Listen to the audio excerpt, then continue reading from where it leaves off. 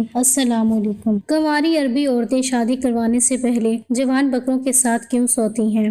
استغفر اللہ، بچے نہ دیکھیں۔ میرا نام ارشد ہے، میں غریب گھرانے سے تعلق رکھتا ہوں۔ میری شادی کے کچھ عرصے بعد ہی اماں ابا فوت ہو گئے تھے۔ اللہ پاک نے 2 بچوں سے نوازا، لیکن غربت تھی کہ جان چھوڑنے کا نام ہی نہیں لے رہی تھی۔ بہت ذلیل و خوار ہونے کے بعد میرے ایک دوست نے میری مدد کی تو میں سعودی عرب چلا گیا، لیکن وہاں جا کے کچھ ایسا ہوا کہ میرے رونگٹے کھڑے ہو گئے۔ مجھے حیرت ہوئی تھی۔ عرب لوگوں کی رسموں کو دیکھ کر ہمیں تو ایسا لگتا تھا کہ ہر عربی بہت سمجھدار اور سلجھے ہوئے ہوتے ہیں۔ ان کے یہاں فضول رسم و رواج نہیں پائے جاتے، ان کو بدعت سخت ناپسند ہے۔ مگر جب سے میں یہاں آیا تھا تو یہ دیکھ کر حیران رہ گیا تھا، دوسرے لوگوں کی طرح عربی لوگوں کے بھی اپنے ہی رسم و رواج تھے۔ یہ رسم و رواج نہ تو مذہب سے جڑے تھے، سب نے اپنے الگ الگ رسم و رواج بنا رکھے تھے۔ ان میں سے کچھ رسمیں تو اتنی عجیب ہوتی تھیں جنہیں دیکھ کر میں حیران کم پریشان زیادہ ہوتا تھا۔ جب سے مجھے عربی شخص نے اپنے گھر پر ڈرائیور کی نوکری پر رکھا، تب مجھے قریب سے ہی لوگوں کو دیکھنے کا موقع ملا۔ ان کے رسم و رواج، طور طریقے قریب سے دیکھتا تھا تو میں حیران رہ جاتا تھا۔ اتنے پڑھے لکھے، پیسے والے، باشعور لوگوں کو ایسی رسموں کی پاسداریاں کرتے ہوئے مجھے دیکھ کر اپنا پاکستان یاد آتا تھا، جہاں پر بالکل اسی طرح ہر گاؤں، ہر علاقے کے لوگ اپنے خود کے رسم و رواج بنا رکھے ہوتے ہیں۔ میں نے سنا تھا کہ شادی سے پہلے عربی کنواری عورتیں شادی سے 4 دن پہلے اپنے نسلی بکروں کے پاس جاتی ہیں، مگر مجھے سمجھ میں نہیں آ رہا تھا وہ نسلی بکرے کے پاس کیوں جاتی ہیں، وہ بھی شادی سے 4 دن پہلے، اور ایسا کیا کرتی ہیں۔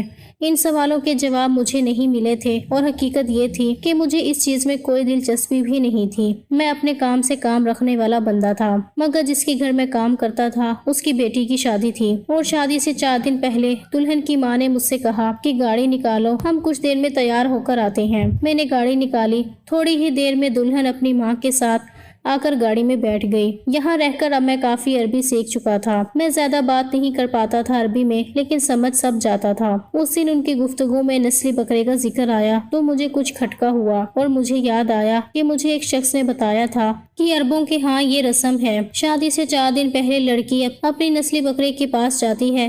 تب میں نے دل میں سوچا تھا کہ چلو آج میں بھی دیکھ لیتا ہوں کہ نسلی بکرے کے ساتھ یہ لوگ کرتے کیا ہیں۔ ہم چلتے چلتے ایک فارم ہاؤس میں آ کے رک گئے۔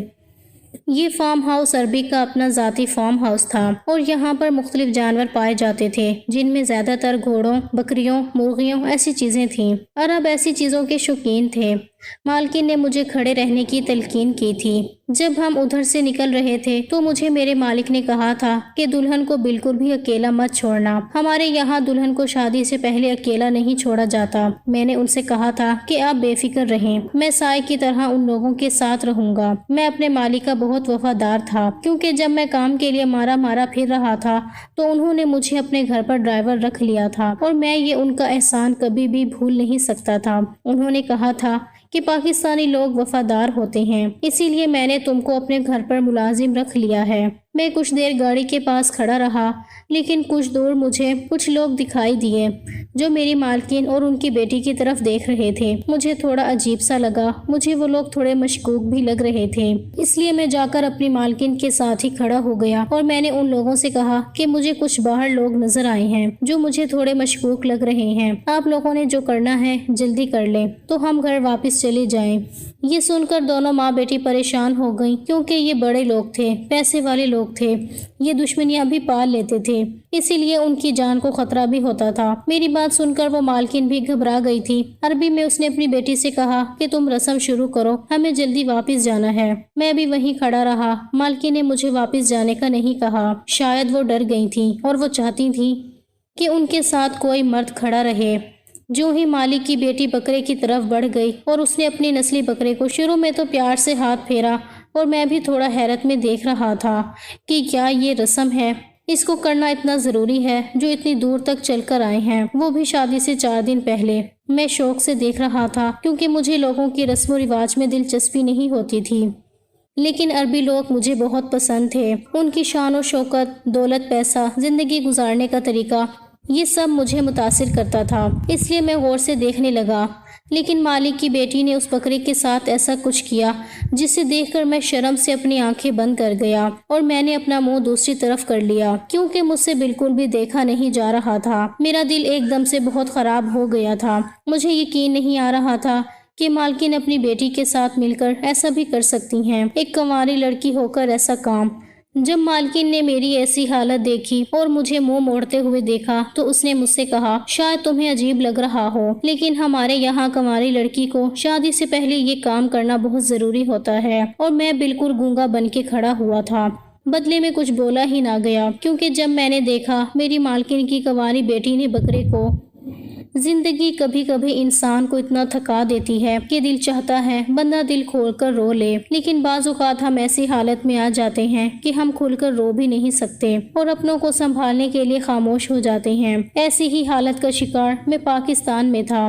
میں نے زندگی میں بہت اتار چڑھاؤ دیکھے تھے۔ میں نہیں مانتا کہ مجھ سے زیادہ کوئی اس دنیا میں پریشان ہوگا۔ میں نے آنکھوں سے اپنی فیملی کو بھوک سے بلکتے دیکھا تھا، اپنے بچوں کو بھی بھوک سے روتے دیکھا، اپنی بیوی کو بیماری میں نڈھال ہوتے دیکھا، لیکن جانتے بوجھتے میں اپنی فیملی کے لیے کچھ نہیں کر پا رہا تھا۔ میری جیب میں اتنا پیسہ نہیں ہوتا تھا کہ میں اپنی بیوی بچوں کو کچھ اچھا کھلا دوں یا بیماری میں دوا ہی لے دوں۔ اس حالت میں پاکستان کی ہر جگہ مارا مارا پھرا، جگہ جگہ اپنی سی وی دی، لیکن مجھے کوئی مناسب جاب نہ مل سکی جس سے میرے گھر کا گزارا ہو اور میرے گھر کا چولہا جل سکے۔ مجھے آج بھی یاد ہے میرے دوست نے میری کتنی مدد کی تھی پاکستان سے نکلنے میں۔ اس بیچارے نے اپنی حیثیت سے بڑھ کر میری مدد کی تھی۔ میں اس کا آج بھی دل سے شکریہ ادا کرتا ہوں۔ اگر وہ نہ ہوتا تو میں آج پاکستان میں ہی ہوتا اور اپنی بیوی بچوں کو روتا اور بلکتا دیکھ رہا ہوتا۔ میں اس کا احسان زندگی بھر کبھی نہیں بھول سکتا۔ اس نے جو میرے لیے کیا وہ کوئی بھی دوست نہیں کر سکتا تھا۔ آج کل تو ویسے بھی دوست نہیں رہے، آستین کے سانپ بنتے جا رہے تھے، لیکن اس نے پرانے وقتوں والی دوستی نبھائی اور مجھے پاکستان سے باہر سعودیہ بھیج دیا۔ میرا بچپن سے ویسے بھی یہ خواب تھا کہ میں سعودیہ میں جا کر جاب کروں، لیکن یہ ممکن نہیں تھا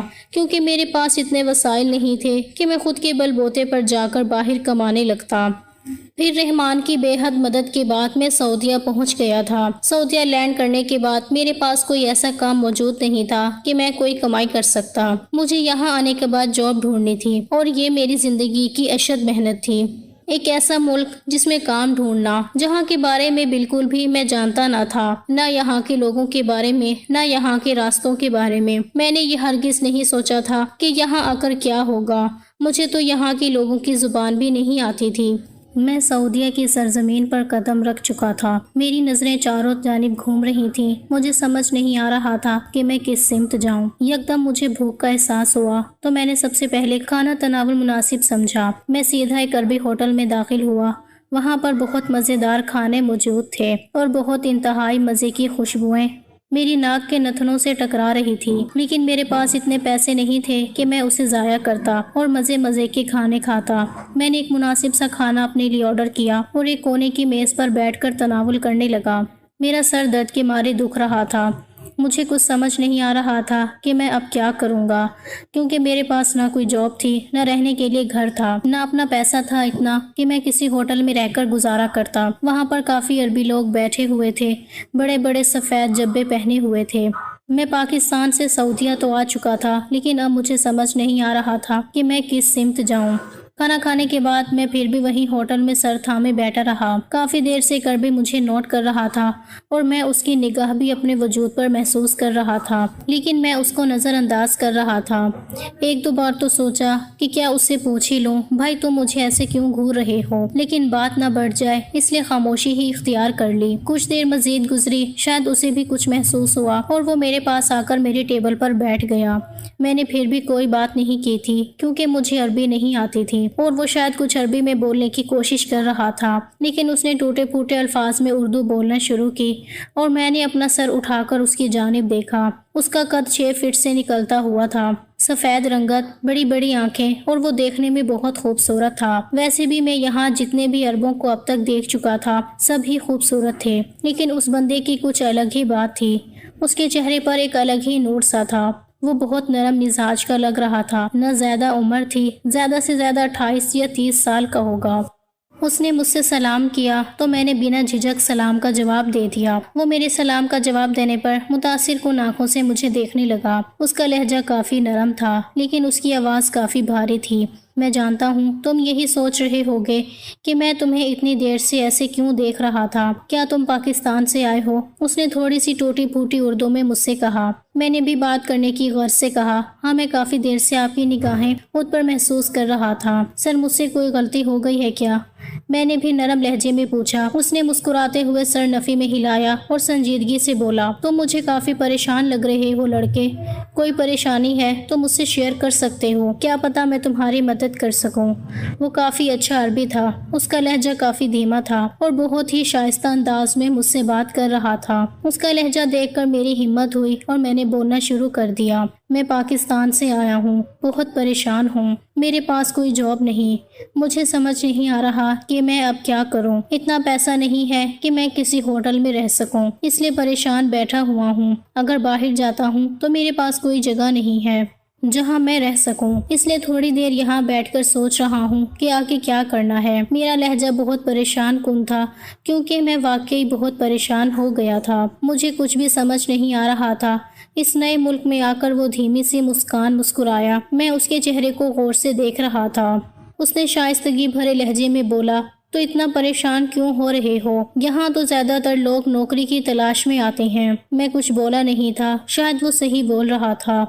وہ چند منٹ چہرے کو غور سے دیکھتا رہا، پھر اچانک بولا، تمہارے لیے میرے پاس ایک کام ہے، کیا تم میرے پاس نوکری کرو گے؟ میں نے بے اختیار اپنا سر اٹھایا۔ مجھے اپنی سماعتوں پر یقین نہیں آ رہا تھا کہ وہ کیا بول رہا ہے۔ نوکری خود چل کر میرے پاس آئی ہے، مجھے یقین نہیں آ رہا تھا۔ میرے چہرے پر بے یقینی سی خوشی تھی۔ میں نے بے ساختہ اپنا سر اٹھایا، اسباب میں سر ہلا دیا۔ میں نے یہ تک جاننے کی کوشش نہ کی کہ نوکری کس نوعیت کی ہے۔ وہ مسکراتے ہوئے بولا، لڑکے پہلی نوکری تو سن لو، کس چیز کی ہے؟ میں بے ساختہ بولا، مجھے ہر نوکری قبول ہے، میں بہت پریشان ہوں، مجھے ہر حال میں کام چاہیے۔ ہم دونوں کھل کر مسکرائے اور بے ساختہ بولے، مجھے ایسے ہی بندے کی تلاش تھی جو محبت سے کام کرتا ہو۔ مجھے اپنے ساتھ ایک لڑکے کی ضرورت ہے جو میرا کام کر سکے، میٹنگز ارینج کر سکے، میری گاڑی ڈرائیو کر سکے، میری کھانے پینے کا خیال رکھے، میری دوائیوں کا دھیان رکھ سکے۔ میں فوراً بولا، مجھے آپ کی ہر بات منظور ہے، میں آپ کی ہر ڈیمانڈ پر اترنے کی کوشش کروں گا، بس آپ تھوڑی تنخواہ وقت پر دے دیجیے گا، اور مجھے رہنے کے لیے ایک جگہ کی بھی تلاش ہے۔ آپ سے گزارش ہے کہ اگر آپ جگہ کا بندوبست کر دیتے ہیں تو میں آپ کا شکر گزار رہوں گا ساری زندگی۔ وہ تھوڑا اب سنجیدہ ہو گیا تھا۔ ہم اپنے ملازموں کو جگہ رہنے کے لیے نہیں دیتے ہیں، لیکن تم پاکستان سے آئے ہو، میں نے سنا ہے کہ پاکستان والے بہت محنتی اور وفادار ہوتے ہیں۔ تم سے بھی یہی امید کرتا ہوں کہ تم میرے گھر والوں کو کوئی نقصان نہیں پہنچاؤ گے اور میرے ساتھ وفاداری نبھاؤ گے۔ میں نے مسکراتے ہوئے سر اسباب میں ہلایا۔ وہ مزید میرے بولنے سے پہلے بولا، میں تمہاری تنخواہ بھی بڑھا دوں گا اور تمہارے لیے رہنے کا بندوبست بھی بہت اچھا کروا دوں گا۔ اور کیا چاہیے تھا؟ میں خوشی سے پھولے نہیں سما رہا تھا۔ میں نے فوراً کہا، جیسا آپ کہیں گے سر، میں ویسا ہی کروں گا، میں آپ کی ڈیمانڈز پر پورا اترنے کی کوشش کروں گا۔ اس نے سر ہلایا اور اپنی جگہ سے کھڑا ہو کر مجھے اپنے پیچھے آنے کا کہا اور اپنے ساتھ گھر لے آیا۔ اس نے مجھے سرونٹ کوارٹر میں ٹھہرایا تھا۔ میں بہت خوش تھا اور میں بہت زیادہ ایمانداری سے اپنی نوکری نبھا رہا تھا۔ وہ عرب بھی میری ایمانداری اور دینداری سے بہت خوش ہو رہا تھا۔ اس نے چند مہینوں میں ہی میری تنخواہ کافی بڑھا دی تھی۔ مجھے یہاں کام کرتے ہوئے کم از کم 7 مہینے ہو گئے تھے۔ ایک دن اس عربی نے مجھے اپنے گھر بھیجا کچھ فائل لینے کے لیے۔ میں جیسے ہی گھر آیا تو میں نے کیا دیکھا ہے، اس عربی کا بوڑھا باپ زمین پر گرا ہوا تھا اور ہاتھ دل کی طرف تھا۔ میں یکدم سب بھول کر ان کی طرف گیا اور ان کا سر اٹھا کر اپنی گود میں رکھا۔ اس کے چہرے پر بہت تکلیف دہ آثار تھے، وہ بہت درد اور تکلیف میں تھا۔ مجھ سے دیکھا نہ گیا اور میں نے اٹھا کر اسے گاڑی میں ڈالا اور ہسپتال روانہ ہو گیا۔ گھر میں نہ ان کی خواتین موجود تھیں اور نہ ہی کوئی مرد گھر میں موجود تھا، نہ کوئی ملازم۔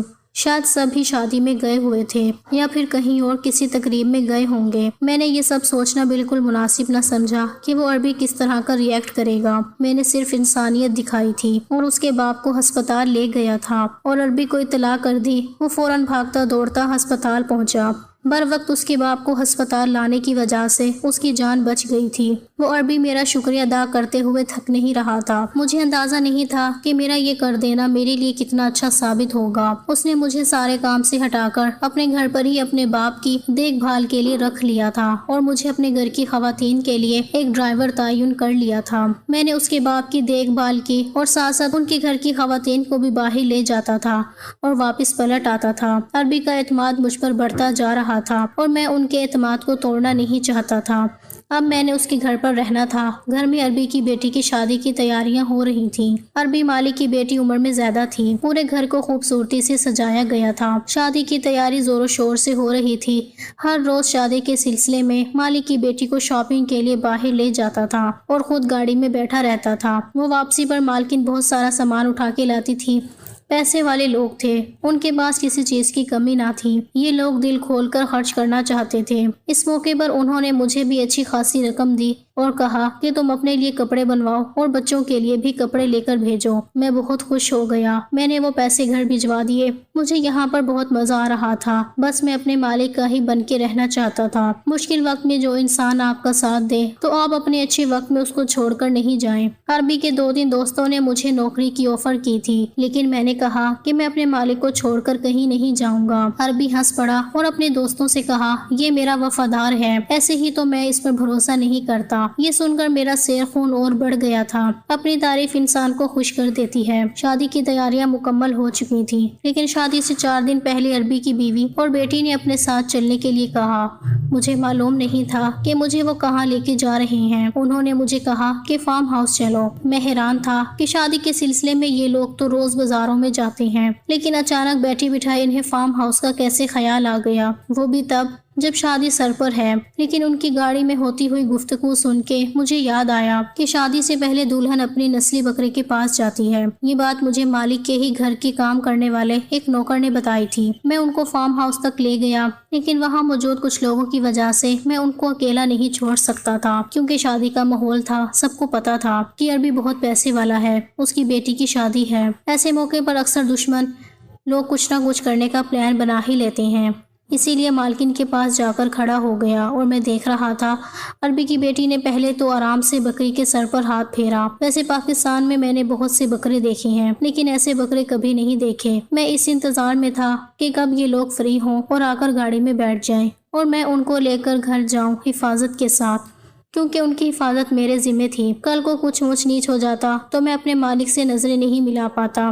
میرا مالک ویسے بھی بہت محتاط رہتا تھا اور مجھے ہدایت دیتا رہتا تھا، لیکن جیسے ہی شادی کے دن ہوئے میرا مالک کچھ زیادہ ہی پریشان اور محتاط نظر آتا تھا اور مجھے ہر وقت ہوشیار رہنے کے لیے کہتا تھا۔ میں اپنی مالکن کی بیٹی کی طرف دیکھ رہا تھا کہ یہ بکرے کے ساتھ کیا کرتی ہے۔ اچانک ہی اس نے اپنے بیگ سے بہت تیز دھار چھری نکالی، جسے دیکھ کر میں حیران رہ گیا کہ یہ اس چھری کا کیا کریں گی، اور اس نے کلمہ پڑھ کر بکرے کی گردن پر اتنی مہارت سے چھری چلائی کہ ہر طرف خون پھیل گیا اور میں نے اپنی آنکھیں بند کر کے منہ موڑ لیا۔ یہ سب اتنے اچانک سے ہوا تھا کہ میں حیران رہ گیا۔ مجھے یقین نہیں آ رہا تھا کہ ایک نازک سی چھوٹی سی لڑکی اتنی مہارت سے بکرے کو ذبح کر سکتی ہے۔ مجھے خون دیکھ کر ہمیشہ سے گھبراہٹ ہوتی تھی اور میری طبیعت خراب ہو جاتی تھی، اس لیے میں نے بھی منہ موڑ لیا۔ میرا دل بہت خراب تھا۔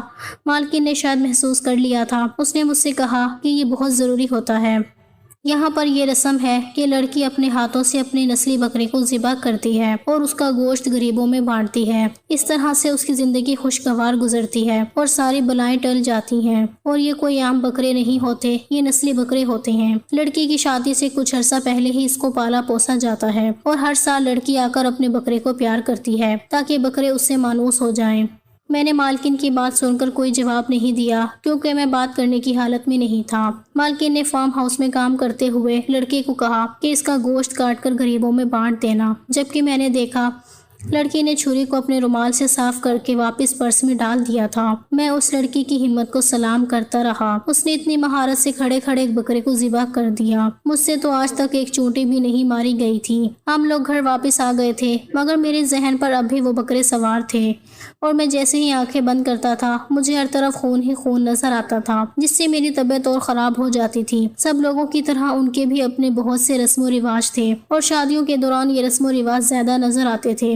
شادی کی تقریب مکمل ہو چکی تھی۔ दुल्हन अपने घर जा चुकी थी। मैं रोज अपनी बीवी को फोन करता था, अपने बच्चों से बात करता था, उनकी खैर खैरियत दरियाफ्त करता था। मेरी बीवी को मेरी तरह अरबियों से बहुत दिलचस्पी थी और वो हर वक्त उनके बारे में पूछती रहती थी। जब मैंने अपनी बीवी को नस्ली बकरे वाली बात बताई तो वो हैरान हो गई। अरबी मालिक मुझ पर एहसान करता जा रहा था। उन्होंने मुझे कहा था कि मैं अपनी फैमिली को यहाँ पर बुलवा लूँ, वो उनके आने के सारे इंतजामात खुद करवाएगा। ये सुनकर मैं बहुत ज़्यादा खुश हो गया और खुशी से मेरी आंखों में आंसू आ गए। मैंने अपने मालिक का शुक्रिया अदा किया और मैंने उनसे कहा कि मुझे भी अपनी फैमिली की बहुत फिक्र होती है और उन सब की बहुत याद आती है। मैं आपके एहसान तो कभी ज़िंदगी में चुका नहीं सकता, लेकिन मैं आपसे वादा करता हूँ कि मैं हमेशा आपका और आपकी फैमिली का वफादार रहूँगा।